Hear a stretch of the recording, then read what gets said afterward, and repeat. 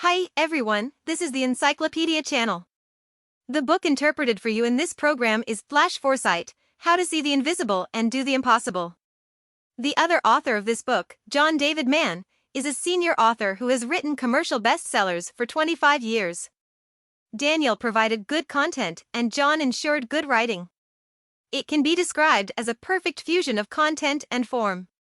As soon as this book came out, it immediately became the best-selling book in the New York Times, Wall Street Journal, and Amazon in the United States, and was enthusiastically sought after by American business elites. So, what are the principles for understanding the future? What is the law of technological development? How to see the invisible, do the impossible? After listening to this episode, you will understand. Do you say when you encounter something, if I knew something earlier, what would I do? Think about these words. Do they contain some after-the-fact conclusions and regrets about the unpredictable future? If you could go back 20 years, would you think that I might be the one who founded Facebook or Alibaba? At least they will join their early team and get original shares, right? If you have watched the very popular movie Charlotte Annoyance, do you also imagine that it would be great if you were the hero, go back to the past with the prediction of the future, and become a winner in life?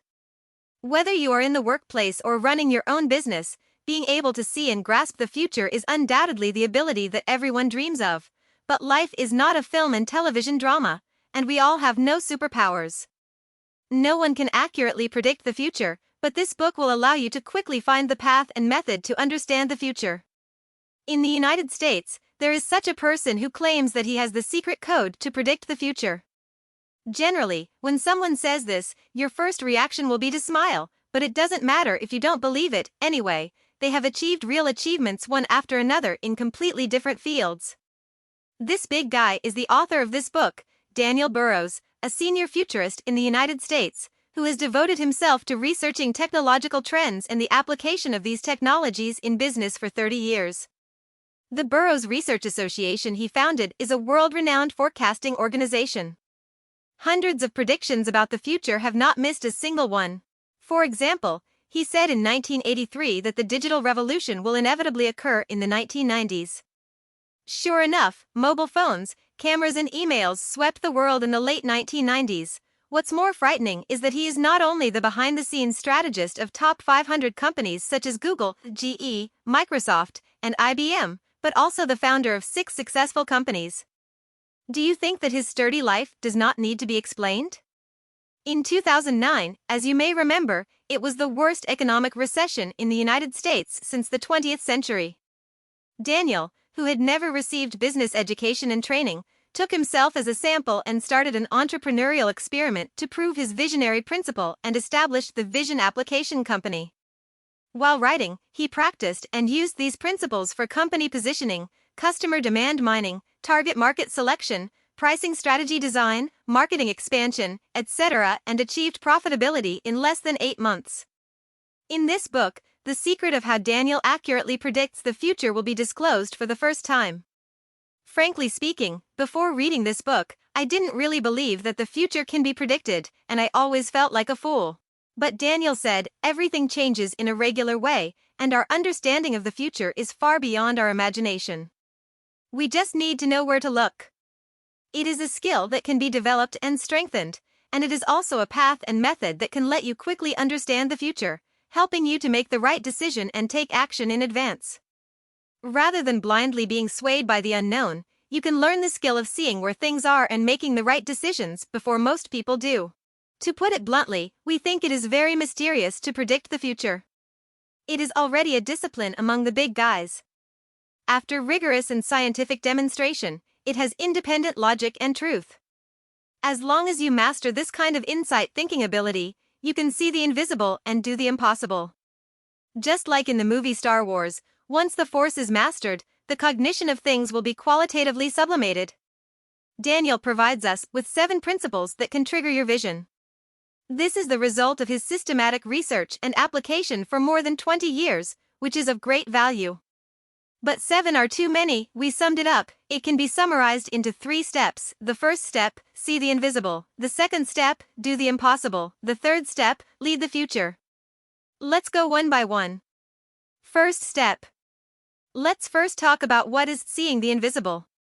No matter how rapidly the world changes, what is certain is that there must be certainty in uncertainty.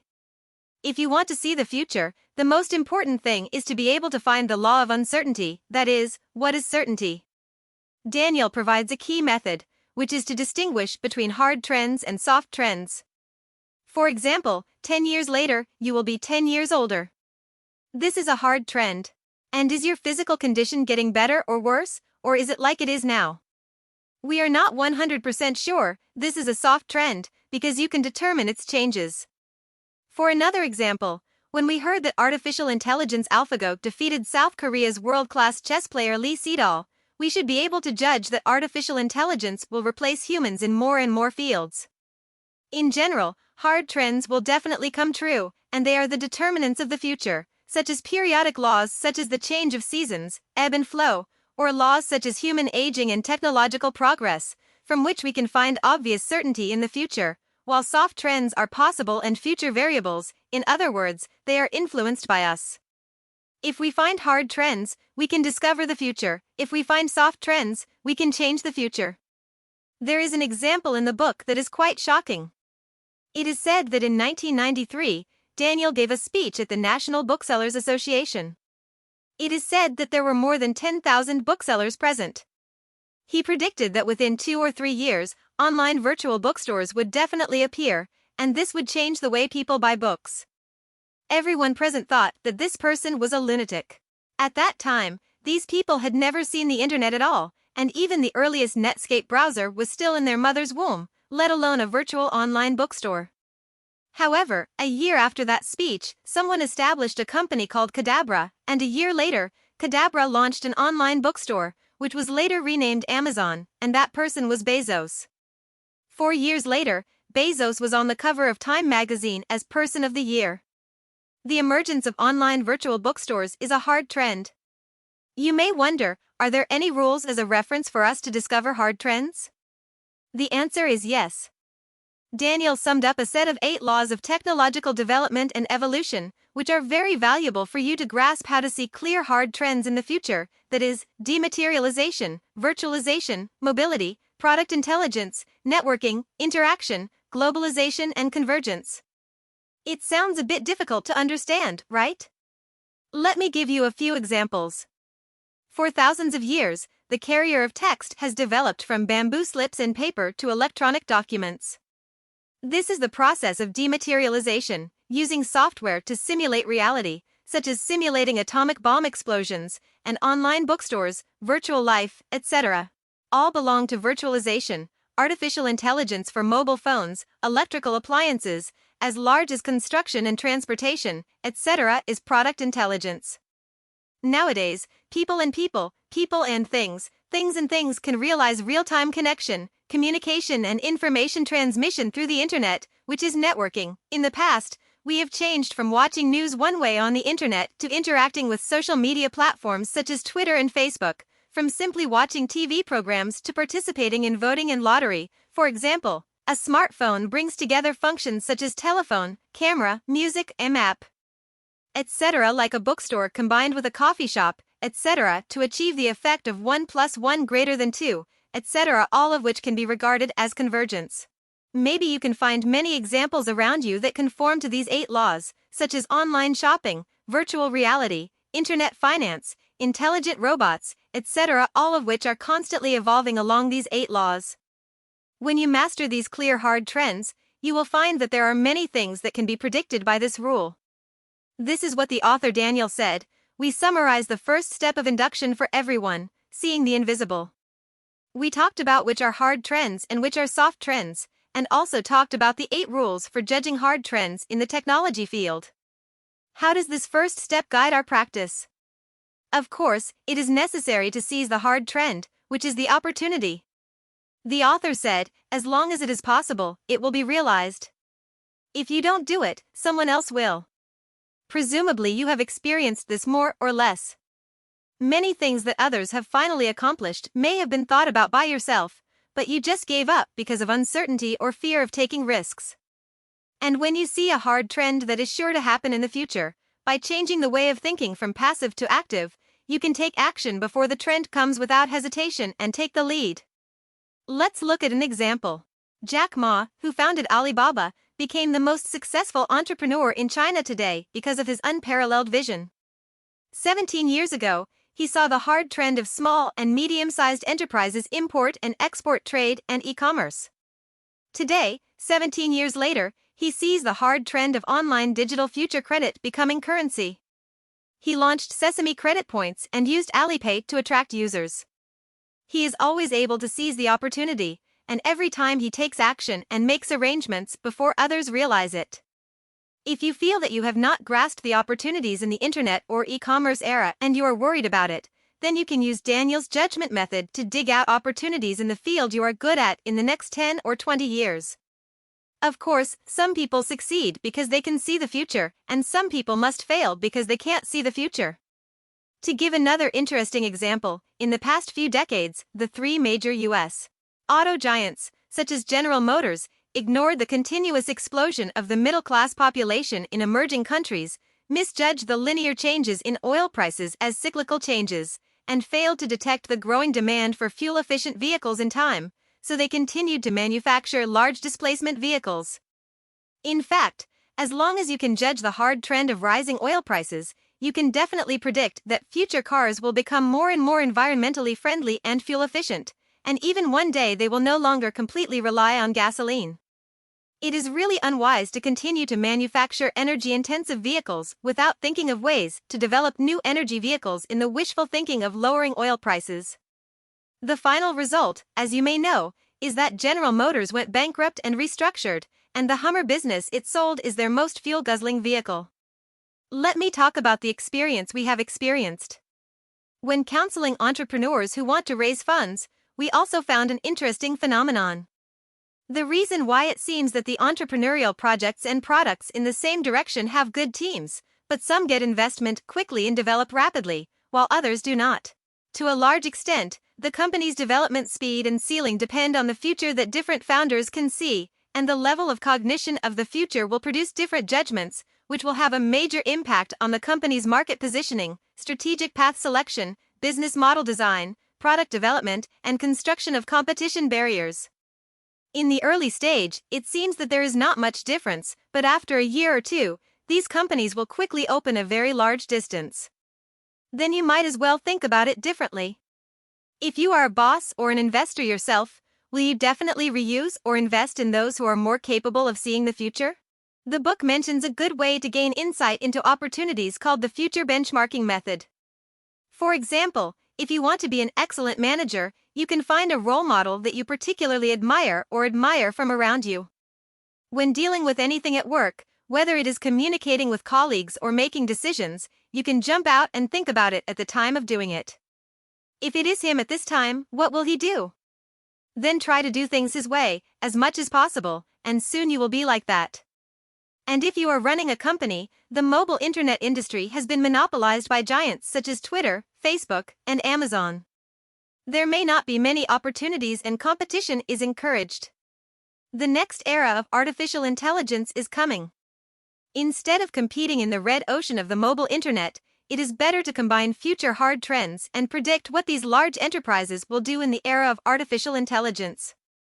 Skip mobile internet products directly, and start thinking and acting from products in the era of artificial intelligence. In this way, when the next era comes, we will have a leading edge. This is the first step we are talking about today, seeing the invisible.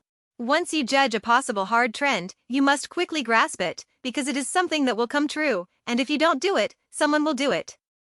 If others do it before you, they will seize the opportunity. Second step. Do the impossible. So how to do the impossible? In the book, Daniel puts forward 3 principles of action to enhance vision, namely change, jump out of the problems you face and do the opposite, redefine and create. If you can sum it up in one sentence, you must fully realize that the world is undergoing revolutionary changes due to the technological explosion. Foresight is to skip the immediate problems, use subversive common sense and reverse thinking to find real problems and solutions, find your core strengths, and redefine your value or products. For example, past perceptions. There is an example in the book that said, in the past, whether it was a company or an individual, changes were often gradual. For example, in the music industry, from vinyl records to cassette tapes to CDs, record companies such as Sony and Warner have created unprecedented prosperity. However, under the hard trend of bandwidth, computing, and storage, the three major digital accelerators are fully advancing. They rely too much on the basis of selling physical products and ignore the development of virtual music. And a company that was generally bad-mouthed by the industry saw this trend and successively launched the iPod digital music player and the online music store iTunes. It took less than 7 years for it to become the largest music seller in the United States. I think you already know the name of this company. It is Apple. In 2001, when the iPod was launched, MP3 players were a $50 million market. 5 years later, the market has surpassed $2 billion in sales and 250 million iPods have been shipped. This is the meaning of foresight. This is the meaning of innovation. To meet the needs of consumers that they have not yet discovered, this is the truth of the company's everlasting business. The music medium has changed from physical to virtual. Isn't it just the path of dematerialization, mobility, and networking of technological progress? When the technological revolution drives a new era, those once successful companies, or the traditional rules of success, will be fundamentally shaken. Whether it's a company or an individual, it's not enough to just make bigger, stronger, faster, and higher linear progress and changes based on the status quo. You need to do something completely different in nature. It's just incremental changes that are doomed. What you need is change, fundamental change. This is what we call the first principle of action, change. The author tells a very classic case in the book. The world's top 500 company Eli Lilly is the world's largest pharmaceutical company. They have developed important drugs such as insulin and penicillin. In 2001, they faced the biggest dilemma in history. The core patent of the antidepressant Prozac, which accounted for the largest proportion of the company's sales, was about to expire. The bad news caused Eli Lilly's stock price to drop by more than 30% in one day, equivalent to more than $36 billion in evaporation. To solve the problem of new drug research and development, they need at least another 1,000 R&D personnel, but they don't have enough money to hire these people. Most people would think that their problem, to put it bluntly, is lack of money. But is that really the case? If you skip the issue of money, you will find that the real problem for Eli Lilly should be how to develop new drugs. How did Eli Lilly solve this problem later? They created a global online scientific forum, offered rewards for research and development problems, recruited and used global scientist resources to participate in the solution, and finally completed the research and development of new drugs, which not only saved money, but also quickly solved the problem. Many times in your life and work, when you encounter problems, the first problem that catches your eye may not be the real problem, just like Eli Lilly's problem, which appears to be a problem of money on the surface, but in essence it is to solve the research and development of new drugs. Even the smartest people can only get wrong answers when they ask the wrong questions. You can try to jump out of the old inertial thinking, think out of the box, or use different ideas to dig out the problems behind the problems and find the real problem. If you want to grasp the future and make it impossible, you must first change your thinking mode, which will bring you new solutions and creativity. This is what we call the second principle of action: jump out of the problem you are facing and do the opposite. The author has a friend, Lillian, and a true story happened to her. Lillian is a real estate agent. She and her husband actually made $500 million in sales a year, and they only sold ordinary houses. What is the concept? This means that even if they sold a high-priced house of $2 million each, they would have to sell at least 250 units a year, and they would close one order every day and a half, but they succeeded. Their secret to success is something that almost anyone can do. They were the first realtors in the United States to design individual web pages for each client, with not only photos of each room, but also views from each window and yard. In order to better communicate with customers, they went to buy a British taxi. Why British taxis? Because of the seats of this kind of taxi, the last two rows can sit face to face, so that they can better chat with customers face to face when they accompany the customer service to see the house. After the transaction is concluded, they will also help the customer move for free, evaluate the surrounding schools, arrange for children to go to school, and even do cleaning and visit the dentist. Do these little things sound simple? But it is absolutely impossible to create such an extraordinary experience for customers from so many details without love and care. If you are a customer, would you want to introduce customers to them? Not satisfied with being an ordinary broker, but choosing to play to her own advantages, redefining and creating a brand new real estate brokerage service, this is the secret of Lillian's success. Therefore, if you want to grasp the future and achieve the impossible, you need to look at things with a new perspective, innovatively redefine and revolutionize things, in order to achieve what others think is impossible. This is what we call the third principle of action: redefine and create. Speaking of this, some people must know that the ebook is a product. Behind its success, it actually follows the hard trend of dematerialization, mobility, and internet technology. When ebooks are used in this form to improve skills and save time for busy people, they also use the principle of foresight, such as the reverse thinking of less is more and the redefinition and recreation of knowledge products. Ebooks give up the formal learning scene that most people would think of, but focus on the scene of users' fragmented time, redefine the knowledge form and reading method, and help users obtain the essence of thought refined by others more efficiently with less cost investment. This is undoubtedly a model of foresight. Having said so much, do you have any touches? Standing on the hard trend of technological development, you can jump outward, or go against it, and you can also destroy that point, redefine and create, so as to discover your own unique value and advantages, and shape a better future.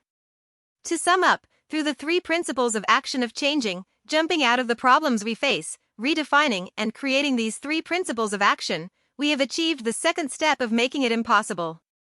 Third step. And the most important step is to lead the future. Here's a more overarching principle of foresight: if you don't direct your own future, someone else will. When Daniel gave speeches around the world, he found that no matter the audience is teachers, nurses, managers, or presidents, everyone has a common problem, that is, they face and deal with all kinds of emergencies all day long. They are whipped and turned like a spinning top, and they are always in a passive state. Do you often encounter such a situation? In fact, you can try to stop and ask yourself, what is the problem in front of me now? What kind of problems will I encounter in the next few weeks, months, and years? If you actively think about the future in advance, you can prepare in advance, instead of waiting for things to happen and then regretting or passively responding, making yourself burnt out all day.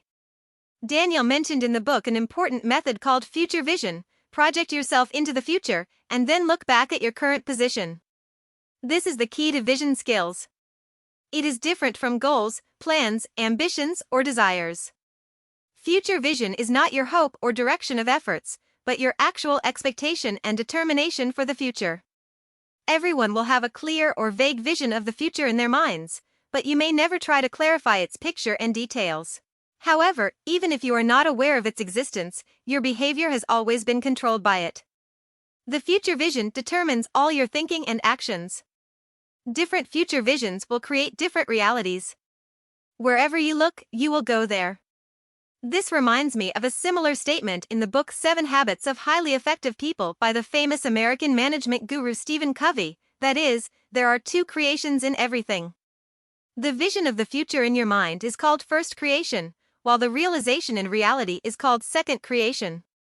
For anyone, if you are not ready for the first creation, it is difficult to do a good job of the second creation. Your future actually comes from your heart. For the vision of the future, the author once did an interesting experiment. He used this principle to help some junior high school students with poor grades. On the first day of class, he wrote in next to everyone's name on the report card. For these children who have long been accustomed to being disrespected and distrusted, this is a brand new experience. No one starts with a low score anymore, but starts with a high score, and believes that everyone is smart from the beginning, unless they themselves want to prove that they are really stupid and don't work hard.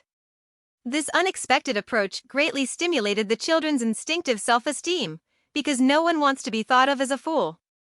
By the end of the semester, the grades of these kids who previously only got DS or FS improved dramatically, and many got A's, or at least B's or C's. From this story, you may also feel that if you want to change the result, you must first look forward to a future with a good result. Whether it is a company or an individual, only by consciously setting a clear vision for the future can we lead the future. Sometimes we also encounter such situations in life. For example, you may want to spend more time with your parents or children, but when you are together, you are always interrupted by sudden temporary jobs and situations. This matter is very helpless, but Daniel said that this situation can actually be changed. You just need to clarify what is the most important thing for your future, and reorganize the priorities of all things in your life. He mentioned a good method called Tomorrow's Laboratory. Let's listen to see if it is inspiring. The so-called Tomorrow Lab requires you to invest 1 hour a week. During this time, cut off your mobile phone, laptop, etc. and everything at hand. Stop thinking about the problems in front of you, paying electricity bills, taking care of children, etc. All things that may distract you, and then imagine your future, and keep showing the future you want in your mind. As long as you keep persevering, slowly you will see the not-too-distant future. Once you see the certainty of the future, your subconscious mind will always work in the background to continuously strengthen your ability to foresee the future, and then you will start to exert your foresight, allowing you to get out of the current cycle of passivity and embarrassment, gain the initiative in life and work, and dominate your own future. This is the core content of the book Flash Foresight: How to See the Invisible and Do the Impossible. It tells us that in order to better prepare for the future, we need to 1. See the invisible, find out the hard trend in the future, and gain insight into the opportunities. Refer to the 8 laws to predict what will happen tomorrow and the day after tomorrow, and then take action to be 1 step ahead. 2. Do the impossible. It is far from enough to only solve today's problems and prevent them from getting worse. You have to jump out of the problem in front of you, use reverse thinking to find the real problem, and then redefine your own value to create according to your core strengths. 3. Take an active role in your own future. Everyone does not want to live passively, so they must actively establish a vision for the future, plan for the future, and influence the future. In the process of reading this book, looking at these thinking methods for insight into the future, I felt an irresistible excitement in my heart. These new cognitions are not only valuable for making investment judgments, but also have enlightening guiding value for innovation and entrepreneurs. Although we are noisy all day long and talk about our dreams, we never think about seriously thinking about and facing the future as a controllable issue. Foresight is just our worship of those legends and myths. Because we never thought that we would be able to master such an ability one day, I think this is also the greatest significance of this book, to let ordinary people find their own foresight. Once you have vision, you have the ability to direct your own future. This is the end of this episode of the show. What do you think about it differently? Welcome to leave a message to discuss with everyone. Hey, if you like our channel, please subscribe us. Haha, remember to like it.